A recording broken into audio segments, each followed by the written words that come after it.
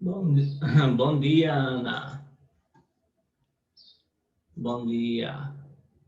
Aguarde só um instante para a gente começar a aula, nossa penúltima aula.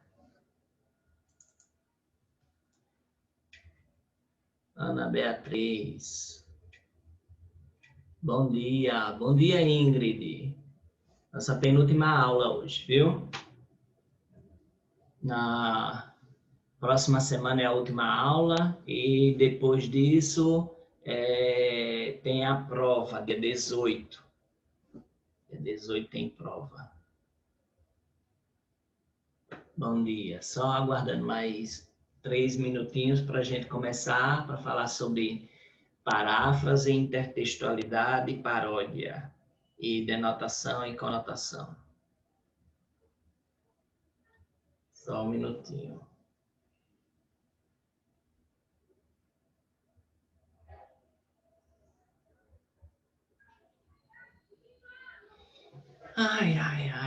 Finalizando o nosso curso de redação, certo? Só mais um minutinho que a gente vai começar.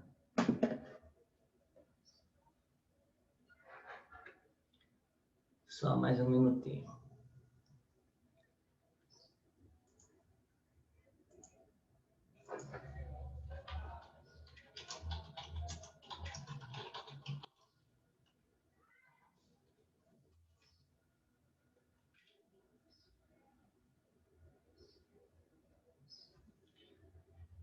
Só mais um minutinho. A gente começar.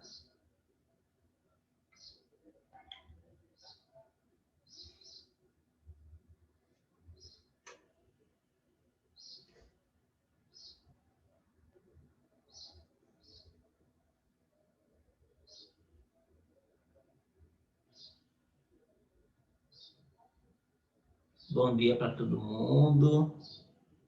Eita, final do ano chegando, chegou dezembro, no instante passou, e a gente está aqui seguindo, vamos embora. Vamos embora. A gente só tem, aí vamos estudar sobre paródia, paráfrase, intertextualidade, conotação e denotação, viu? É um assunto que é fácil, que vocês vão perceber assim claramente o conteúdo e fica muito bom para quando vocês forem fazer a prova, viu?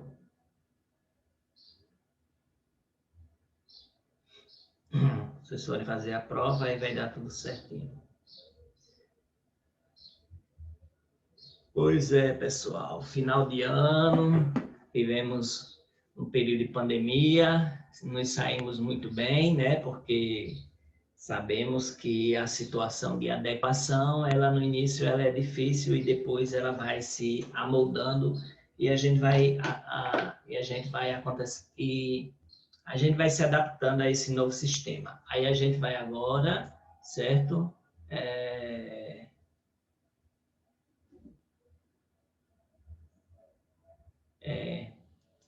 Emanuela ainda está com problema no Zoom dela.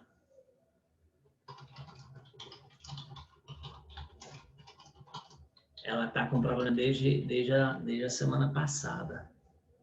Aí ela disse agora lá no grupo que está com problema. Então é isso, olha, lembrar que no Enem está chegando aí, vocês vão saber o local mais ou menos uns 15 dias antes, ou seja, no início de janeiro, vai estar saindo o local da prova e vocês ou printa ou escreve numa folha o nome do local e a sala. Não é necessário você imprimir aquele cartão, certo? não é necessário você imprimir aquele cartão para levar, não é necessário, não é obrigatório, tá certo? Aí, se você não levar, não tem nenhum problema. O importante é você estar lá com algum documento de identificação com foto, e esse documento ele pode ser o RG, carteira de habilitação, pode ser carteira de trabalho, passaporte, pode ser essas aí, viu? Esse negócio de carteira de estudante não é válida, certo? E outras coisas que nós temos. Então, é isso, pessoal. Vamos lá começar a nossa aula de revisão, a continuação da aula passada. E nós vamos aqui fazer a nossa aula, certo? Deixa eu aqui ajeitar uma coisa aqui, pronto. Aí vamos lá. Tem essa aqui. Vamos lá, vou passar aqui para vocês. Aí, vou mostrar aí para vocês sobre o slide da semana passada, que faltou concluir, e a gente vai concluir agora. Eu disse para vocês que nossa aula era sobre paródia, paráfrase e intertextualidade. A intertextualidade é um nome amplo para o que tem de paródia, paráfrase e a própria intertextualidade. Eu disse que quando a pessoa cita um texto, cita alguma coisa que relembra outro texto, que faz uma relação, é chamada de intertextualidade. Quando você reescreve aquilo que você você sabe ou você leu, então é chamado de paráfrase. É uma coisa simples, né? É uma coisa simples. Se eu fosse contar a historinha da Chapeuzinho Vermelho, então seria uma paráfrase, certo? Se eu fosse dizer, no relato da Chapeuzinho Vermelho, eu fosse citar que os 3 porquinhos comeram o lobo mau, aí eu estaria fazendo uma paródia, certo? Aí se eu colocasse a história de Chapeuzinho Vermelho misturada com a Cinderela, aí seria uma intertextualidade, tá certo? Então, nós temos essa questão de relação de textos. Eu disse a vocês que quando a gente escuta uma música, que a gente escuta uma música, uma pregação, uma palestra, ou vê um poema, se a gente fixa ele e citar ele num momento oportuno, em um outro momento, isso é chamado de intertextualidade, tá certo? Chamado de intertextualidade. Aí nós temos também que quando a gente, em certo momento, lembra de um poema, de uma música, de um ditado, isso vai ser também uma intertextualidade. A intertextualidade, ela é esse processo de criação que faz a relação dos textos entre si. Ela reproduz, né, de forma que a gente faz com que a gente se lembre do texto original, certo? Quando a gente faz uma reescrita, certo? Sem mudar a ideia do texto, é chamada de paráfrase. Por exemplo, no Enem a gente faz uma intertextualidade. Por quê? Porque a gente está usando ali vários temas, vários assuntos relacionados ao tema. Então, ali nós temos que fazer uma intertextualidade, mas não é só na redação que a intertextualidade ela acontece na leitura e interpretação de texto, quando a gente vai interpretar os textos, também quando a gente vai fazer as questões objetivas do Enem. Na prova do Enem lá, você vai sempre ver um texto relacionado com outro texto, ou uma tela com outra tela, uma tela com texto, deixa eu ver o que mais tem. Um texto com uma música, um texto com um grafite. Então, isso é chamado de intertextualidade, certo? A paráfrase caiu, acho que só uma vez no Enem, mas todo ano cai a intertextualidade, viu? E é muito importante esse tema para vocês estudarem. A gente também analisou na aula passada sobre o tema do poema aí, Monte Castelo da música, né? Monte Castelo, o poema, a letra de música Monte Castelo, que é uma poesia, só que é para ser musicalizada. Aí Renato Russo, ele era do Legião Urbana e fez esse poema pegando 2 textos já criados, como o 1 Coríntios 13 e o soneto de Camões, que é O Amor é Fogo que Arde Sem Se Ver. Então, ele juntou esses 2 para falar sobre o amor. E a música ficou bem interessante, né? Ele pegou esses 2 textos, fez um arranjozinho e juntou os 2 textos, fez a harmonia e deu tudo certo falando sobre o amor, certo? Aí aqui nós temos o texto bíblico de 1 Coríntios 13, que é essas partes em vermelho, são aquelas partes que foram retiradas para fazer a conexão do texto do Monte Castelo do grupo Legião Urbana. Esse é o poema de Camões, aí a gente vai dar uma paradinha nele, que eu vou explicar, eu vou revisar algumas coisas sobre metrificação, ou escansão, certo? Ou versificação para vocês. E aí nós temos aqui um texto, né? Que o Luiz Vaz de Camões, ele escreveu, eu já falei para ele, dele para vocês na aula passada, e ele era um escritor português do século XVI e estava lá nas expedições das grandes navegações. Ele difundiu a língua portuguesa no mundo todo, né, por esses países que falam a língua portuguesa, Moçambique, Angola, São Tomé e Príncipe, Guiné-Bissau, deixa eu ver o que mais, Cabo Verde, lá em Macau também, na China, né, na cidade de Macau, que fala português. Deixa eu ver, Timor-Leste, Moçambique, Angola, Brasil, aí São Tomé e Príncipe, e esses aí, são os principais países que falam português, fora Macau, na China, que fala português, mas só pela influência dos portugueses que fizeram de lá uma rota comercial, né? Aí, observa o poema de Luiz Vaz de Camões, a gente vai analisar ele aqui, né? Que a gente já fez a análise na aula passada, mas eu vou revisar porque isso é importante, que pode cair no Enem, viu? Então, aqui é um poema, a gente sabe que a linha do poema, ela é chamada de verso, certo?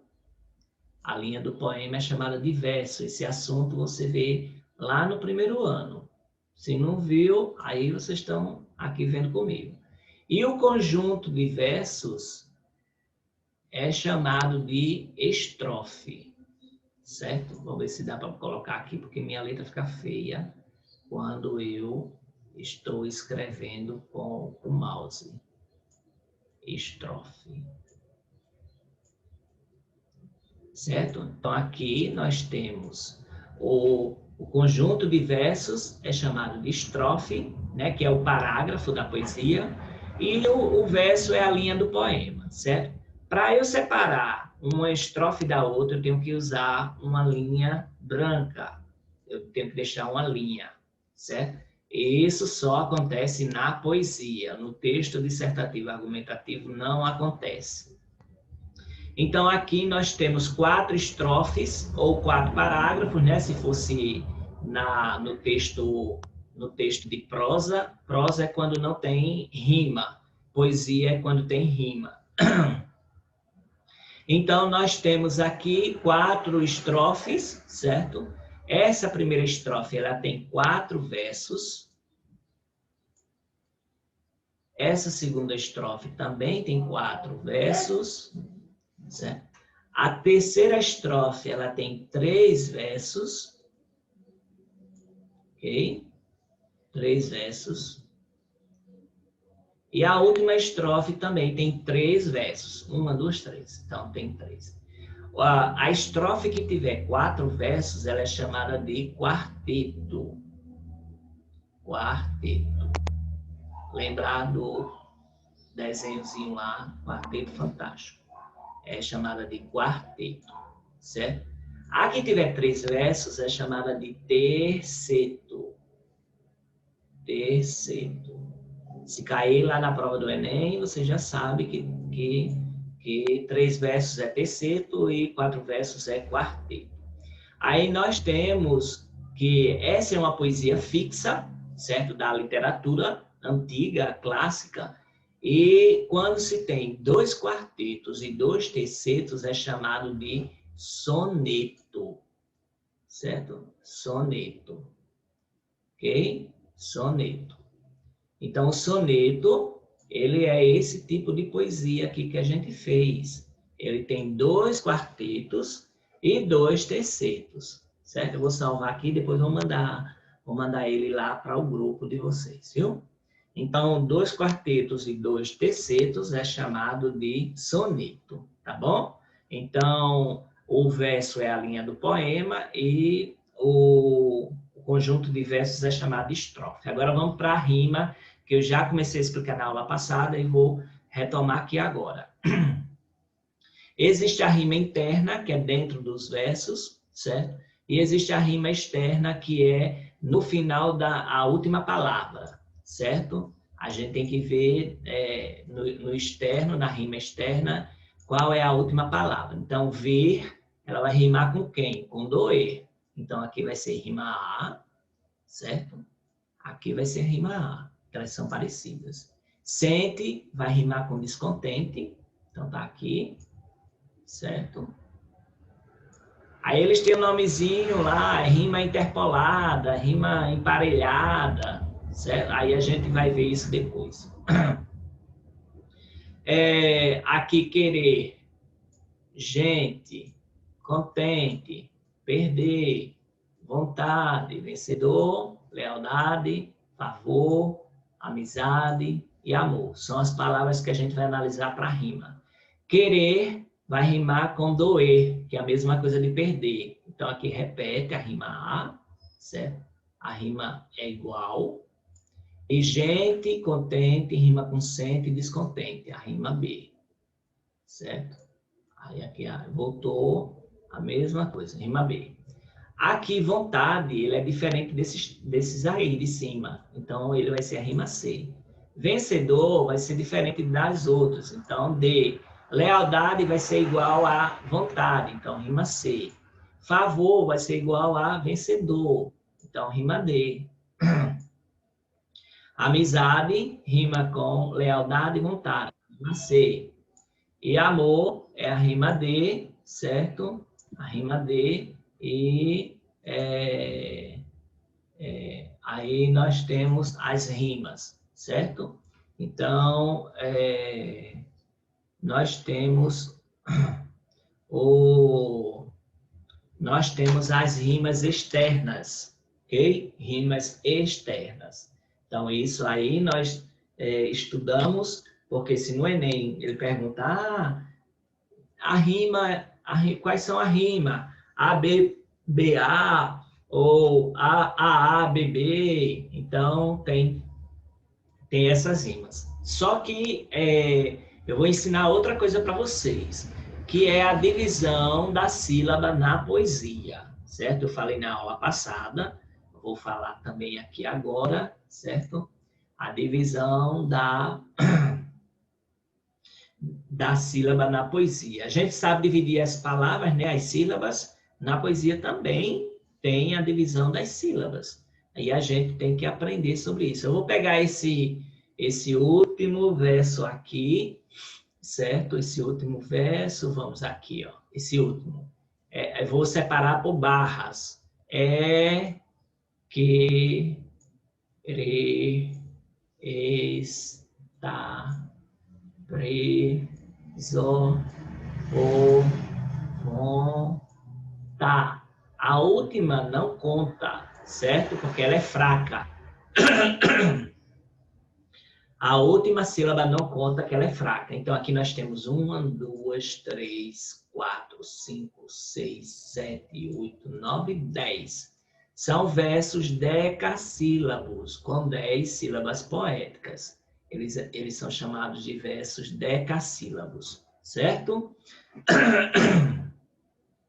Mas os versos decassílabos aqui são chamados decassílabos porque tem 10 sílabas poéticas. Podia ter 5, podia ter 9, podia ter 12, vai até 13. Né?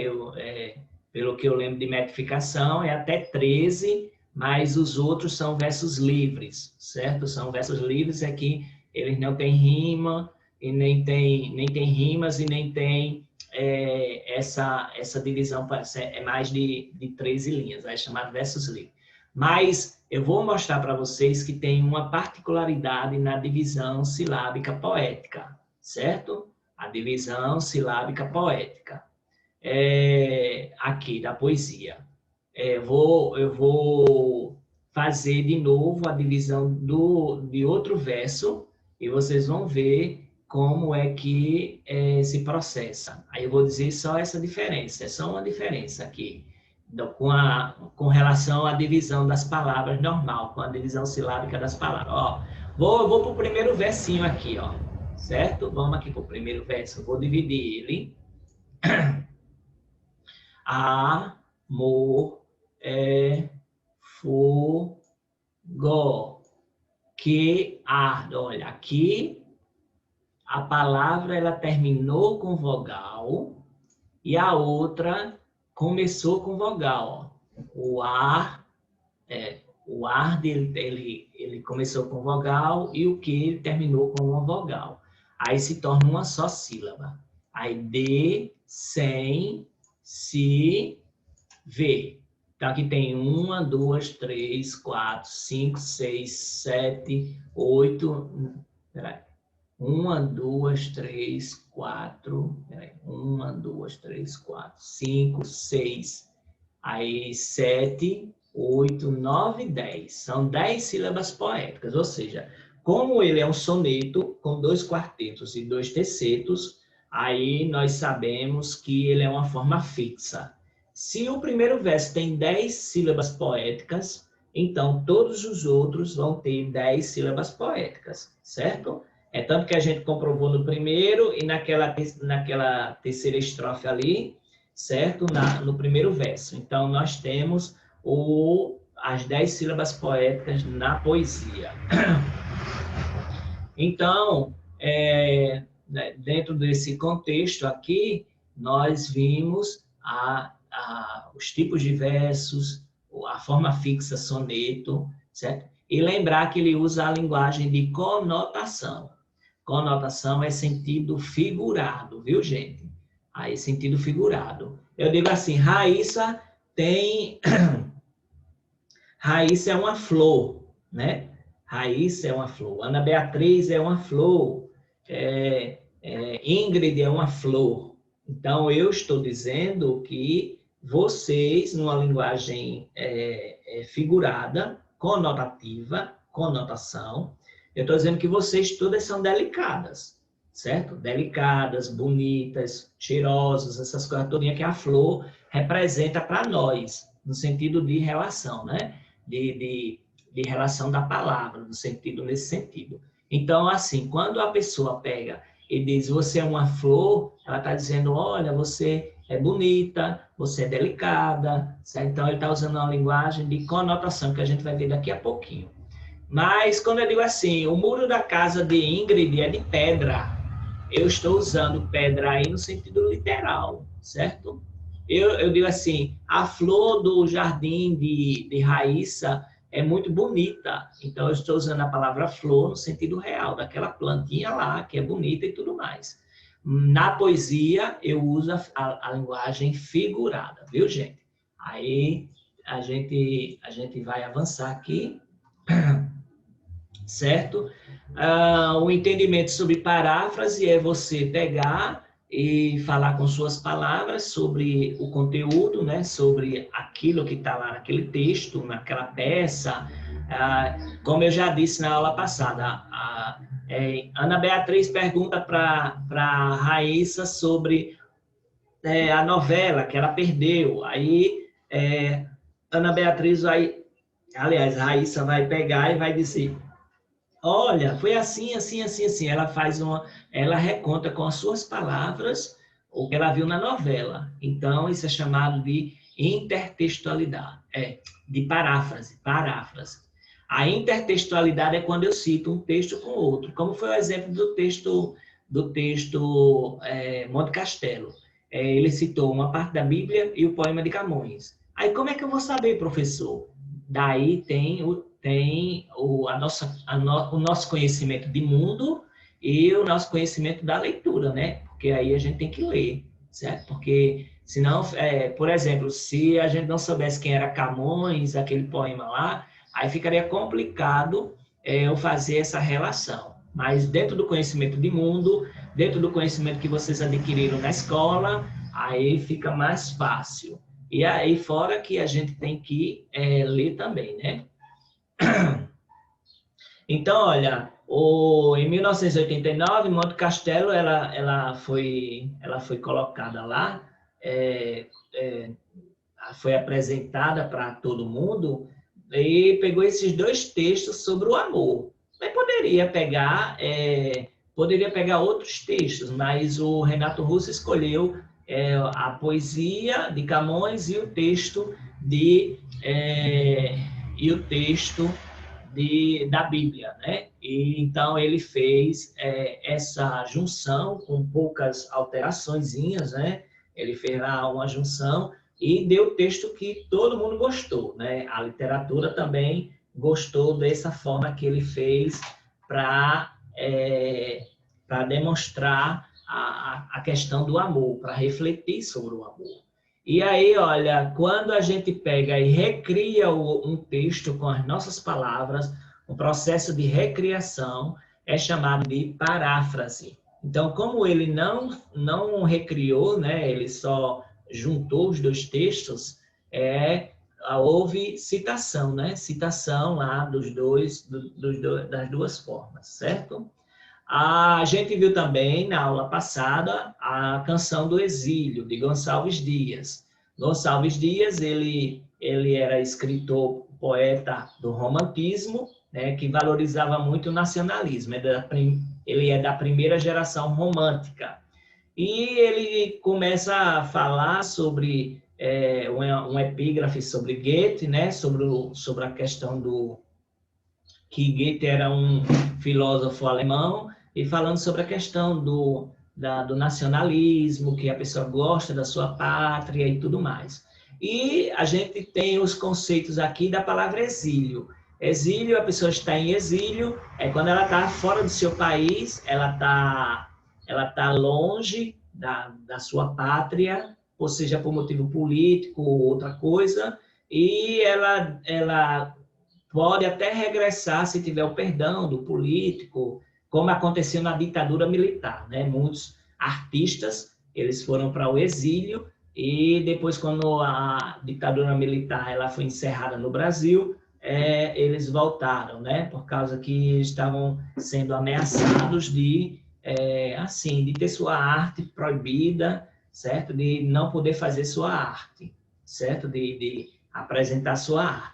Então, Gonçalves Dias, ele está lá em Portugal, como eu já disse para vocês também na aula passada, ele é filho da burguesia, dos barões de café, porque as escolas não tinham o suficiente aqui no Brasil e não eram boas.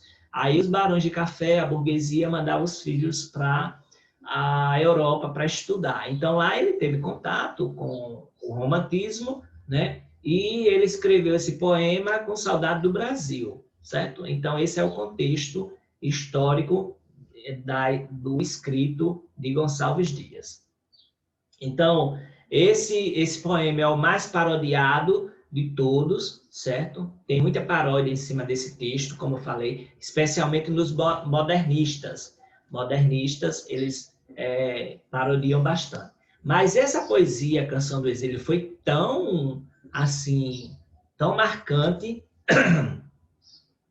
que o Osório Duque Estrada, quando ele foi fazer o hino nacional, ele colocou um trecho desse poema no hino nacional, né? Do que a terra mais garrida, teus risonhos lindos campos têm mais flores, nossos bosques têm mais vida, nossa vida no teu seio mais amores. Então, essa partezinha aí remete, nos faz lembrar a canção do exílio, uma poesia nacionalista, uma poesia que reflete que o Brasil é o melhor país do mundo para se viver, tem uma natureza perfeita, ou seja, não tem problemas para eles. Aí agora nós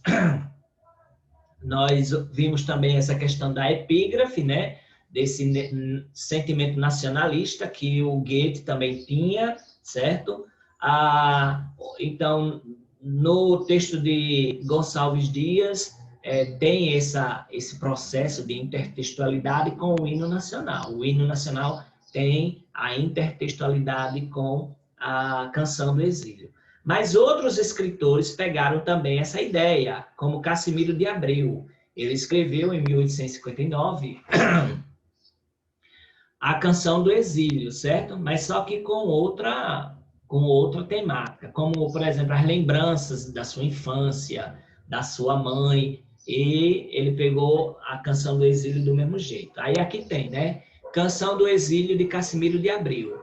Se eu tenho de morrer na flor dos anos, meu Deus, não seja já. Eu quero ouvir na laranjeira à tarde cantar o sabiá. Então, nós temos aí uma referência ao que ele viveu na infância dele, com relação à mãe também, certo? Então, ele relembrando da casa dele, tudo. Então, a canção do exílio, né? Então, tem vários significados isso aí, certo? O Carlos Drummond de Andrade, que vocês estudaram no modernismo, eu acho que é terceira fase,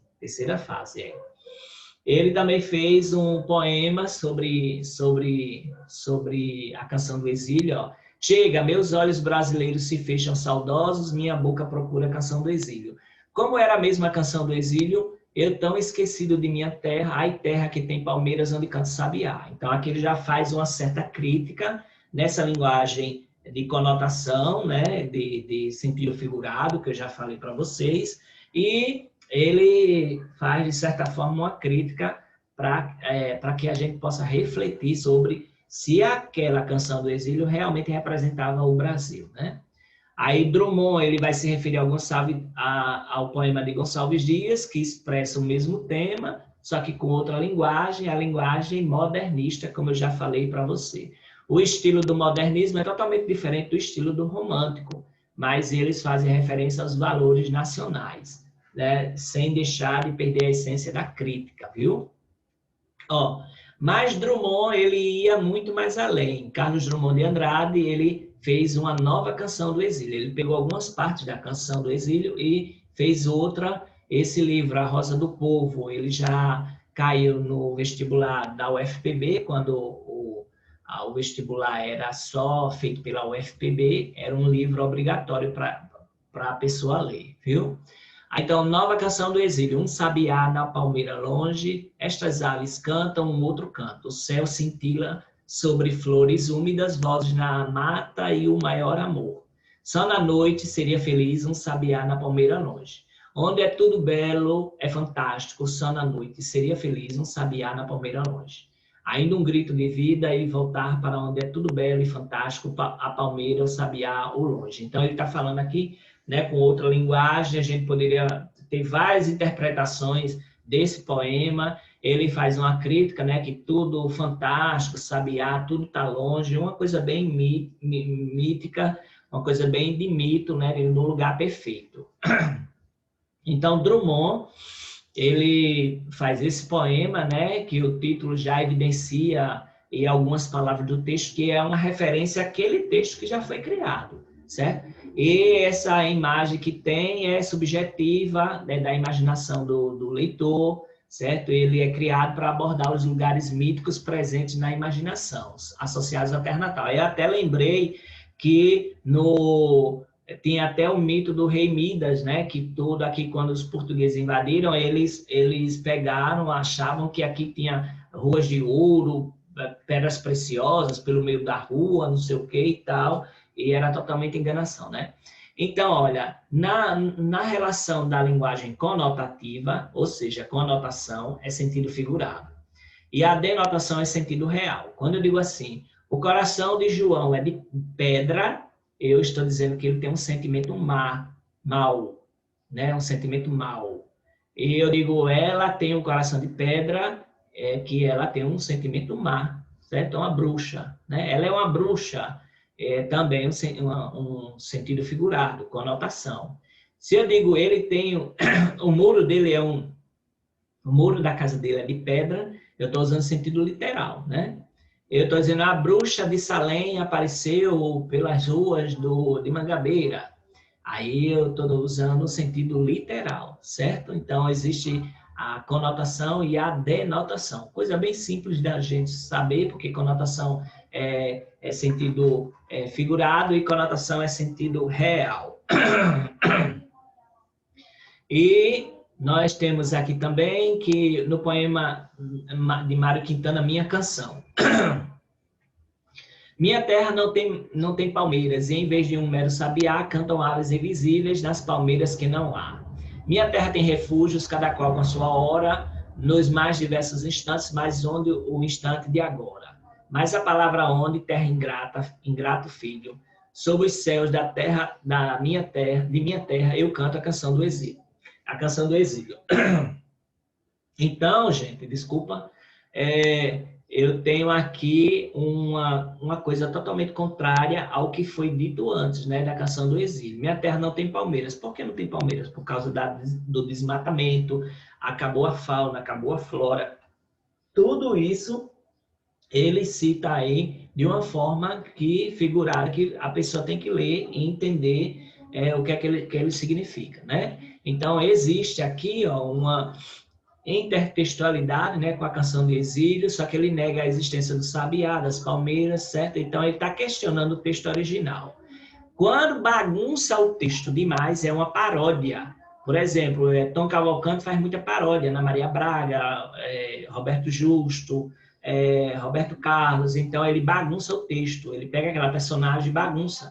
Pega um texto e bagunça o texto. A gente sabe muito bem que isso usa a criatividade. Quando a gente perverte o texto original, com aspecto crítico, esse tipo é chamado de paródia, viu?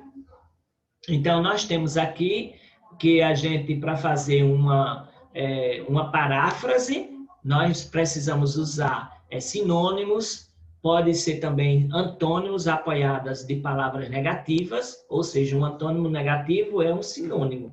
A mudança de ordem dos termos na frase, a omissão de termos que estão subtendidos, a mudança de voz verbal, certo? Cuidado para não haver perda de sentido quando for reescrever a questão da paráfrase, viu? Cuidado com a mudança de posição dos termos da frase. Olha, eu conheço determinados alunos, eu conheço alunos determinados. Aí tem um significado diferente. Tem que ter cuidado com isso, viu? Cuidado com a pontuação, faça isto não, espere por explicação. Faça isto, não espere por explicação, certo? Tem que ter cuidado com a pontuação. E no mais é isso, pessoal. E na próxima aula, na última aula, nós temos ainda alguma coisa mais sobre a revisão sobre isso, certo? De paródia, paráfrase e intertextualidade. Tem alguma dúvida sobre isso? As meninas aí, Ana e Ingrid... Alguma dúvida? Ficou claro?